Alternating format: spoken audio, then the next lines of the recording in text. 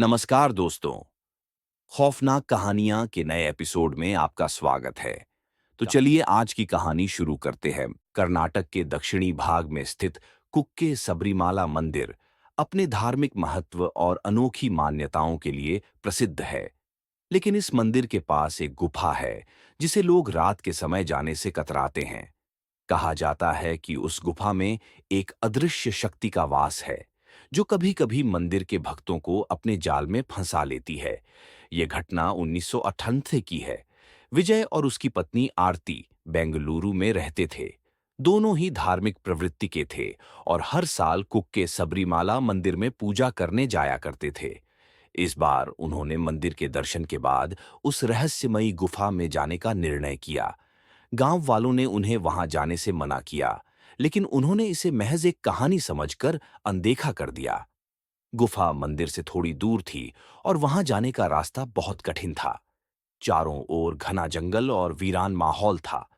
जब वे गुफा के पास पहुंचे, तो वहां की हवा एकदम भारी और ठंडी थी।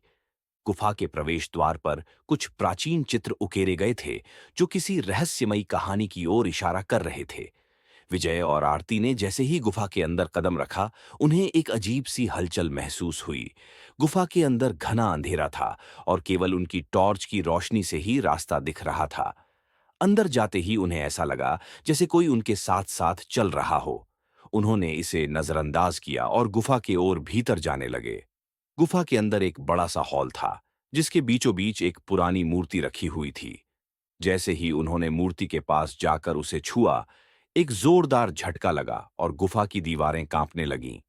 वे दोनों घबरा गए और बाहर निकलने का प्रयास करने लगे, लेकिन गुफा का द्वार अपने आप बंद हो गया। कहानी में आगे बढ़ने से पहले कृपया खौफनाक कहानियां चैनल को सब्सक्राइब करें, क्योंकि आप में से ज्यादातर लोगों ने चैनल को सब्सक्राइब नहीं किया है।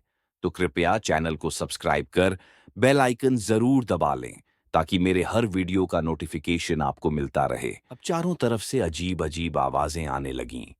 विजय और आरती ने देखा कि गुफा की दीवारों पर उकेरी गई तस्वीरें जीवंत हो उठीं और उनमें से कोई अदृश्य शक्ति निकलकर उन्हें घूरने लगी। वे दोनों चीखने लगे, लेकिन उनकी आवाज गुफा के अंदर ही गूंज कर रह गई। गुफा में एक भयंकर तूफान सा महसूस हुआ और मूर्ति की आंखों से खून की बूंदें टपकने लगीं। अचानक एक गहरी आवाज गुफा के अंदर गूंजने लगी, तुमने मेरे निवास को अपवित्र किया है, अब तुम्हें इसकी सजा भुगतनी होगी। विजय और आरती पूरी तरह से घबरा गए। उन्होंने गुफा के दरवाजे को तोड़ने की कोशिश की, लेकिन वह टस से मस नहीं हुआ। तभी उस गुफा के अंदर से एक धुंधली परछाई उभरी और उनके सामने प्रकट हुई। वह परछाई एक पुरानी साड़ी पहने महिला की थी, जिसके चेहरे पर गहरा गुस्सा और दर्द दिख रहा था। महिला की परछाई ने उन दोनों की ओर इशारा किया और वे दोनों बेहोश होकर गिर पड़े। जब उनकी आंखें खुलीं, तो वे मंदिर के पास के गांव में थे। गांव वालों ने उन्हें बताया कि वे पूरी रात गुफा के पास बेहोश पड़े मिले थे।